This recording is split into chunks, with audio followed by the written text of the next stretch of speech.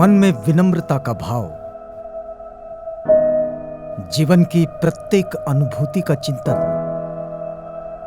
चित्त की चंचलता की संयमित साधना, जीवन के अनित्यता की समझ, निब्बाण के रास्ते खोल देती है। आज की बात। आज की बात, स्वागत।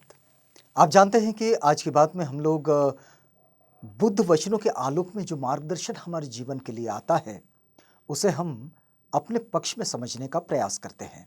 और इस कड़ी में इस समय हम लोग बुद्ध वचनों का वो हिस्सा जिसको सच संगहो इस नाम से जाना जाता है, तो सच संगहो का ये हिंदी अनुवाद आप तक पहुंचा रहे हैं। ये अनुवाद भदंत डॉक्टर आनंद कौशल्यान जी का है। और आनंद कौशल्यान जी की ये जो बात है, जो उन्होंने भूमिका में लिखी है सच संगहो के, इस भूमिका को आप तक पहुंचाने का ये प्रयास है। और इसी प्रयास में हमने पिछली कड़ी में आपको बताया था कि भाषा और भाव की दृष्टि से पाली वाङ्मय हमें बौद्ध साहित्य के जितना समीप लेकर जाता है, उतना समीप हमें कोई नहीं लेकर जाता। और इसलिए ये मान लिया जाए कि पाली साहित्य में तथागत का व्यक्तित्व, उनका चरित्र, उनकी शिक्षाएं, सब कुछ मिलता है। अब देखिए कि पाली वाङ्मय के उस हिस्से का जिसे हमने त्रिपिटक या फिर बुद्ध वचन कहा है, उसका विस्तार कैसा है। ये जो बुद्ध वचन है, ये जो त्रिपिटक है, इसका विस्तार कैसा है। तो जैसा कि आप जानते हैं कि त्रिपिटक में 3 पुस्तकें, सुत्त पिटक, विनय पिटक और अभिधम्म पिटक। तो सुत्त पिटक जो है उसमें 5 निकाय हैं सुत्त पिटक में। और ये 5 निकाय है: दिघ निकाय, मज्जीम निकाय, संयुक्त निकाय, अंगुत्तर निकाय और खुद्दक निकाय। ये 5 उसके निकाय। अब ये जो खुद्दक निकाय है, इस खुद्दक निकाय में 15 ग्रंथ हैं। खुद्दक पाठ, धम्मपद, उदान, इतिवृत्तक, सुत्त निपात, विमान वत्थु, पेतवत्थु, थेर गाथा, थेरी गाथा, जातक, निर्देश, पटिसंभिदामग्गा, अपदान, बुद्धवंश, चरिया पीटक। ये 15 पुस्तकें। अब विनय पिटक, विनय पिटक में 5 उसके पुस्तकें हैं, या फिर 5 उसके विभक्त निकाय है, मान के चले। तो ये 5 निकाय या 5 विभक्त पुस्तकें अलग अलग, मतलब स्वतंत्र पुस्तक। एक है महावग्ग, दूसरा है चूल्लवग्ग, तीसरा पराजिक, पाचित्तीय और फिर परिवार।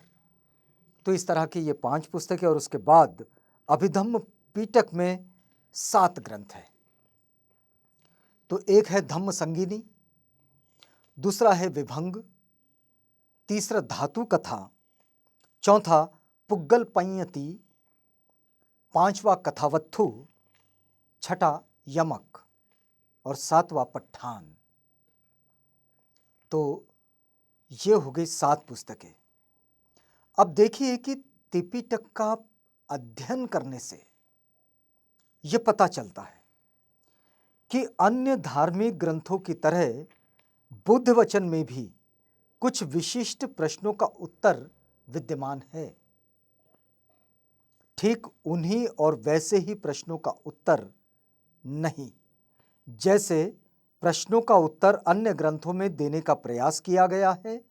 क्योंकि कुछ प्रश्नों के बारे में बुद्ध कहते हैं, भिक्षुओं, यदि कोई कहे कि मैं तब तक भगवान बुद्ध के उपदेश के अनुसार नहीं चलूंगा जब तक भगवान मुझे ये न बता दें कि यह संसार शाश्वत है या अशाश्वत है, या शांत है या अनंत है, जीव वही है जो शरीर है या जीव दूसरा है, शरीर दूसरा है, मृत्यु के बाद तथागत रहते हैं या नहीं रहते हैं। तो भिक्षुओं, ये बातें तो तथागत के द्वारा बिना कही ही रहेगी और वह मनुष्य यूं ही मर जाएगा। यदि कोई तथागत भिक्षुओं से कह रहे हैं कि यदि कोई ये पूछे कि ये संसार शाश्वत है या अशाश्वत, ये संसार में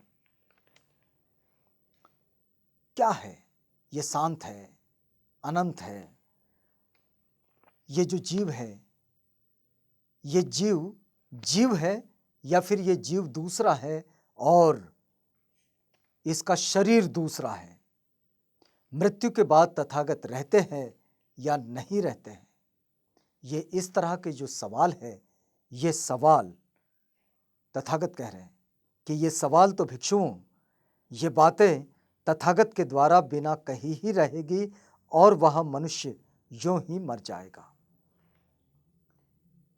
अब देखिए कि ये जो बेकही बातें हैं, यानी कि अव्याकृत बातें,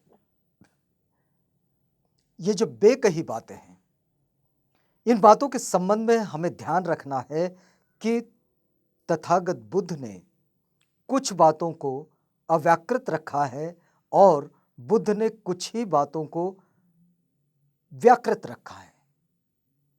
इसलिए एक तो हम जिन बातों को बुद्ध ने बेकही कहा है, उनके बारे में बुद्ध मत जानने के लिए हैरान होने की जरूरत नहीं है। जिन बातों को बुद्ध ने बेकही रखा है, अव्याकृत रखे हैं, उसके लिए बुद्ध मत जानने के लिए हैरान होने की जरूरत नहीं है। दूसरे अपनी अपनी पसंद की बातों, अपनी पसंद के मतों जैसे ईश्वर और आत्मा आदि को अव्याकृत की गिनती में रखकर अव्याकृतों की संख्या न बढ़ाएं। तथागत ने जिन चीजों को अव्याकृत रखा है उन्हीं को अव्याकृत कहे और उनको जानने समझने की कोशिश करने में कोई सार नहीं है। लेकिन वो चीजें जिनको तथागत ने अव्याकृत नहीं रखा है, जैसे कि ईश्वर, आत्मा आदि, ये जो चीजें हैं ये अव्याकृत नहीं है, इनको अव्याकृतों की गिनती में डालकर इसकी संख्या ना बढ़ाएं। संसार को किसने बनाया? बड़ा महत्वपूर्ण सवाल लोग पूछते रहते हैं।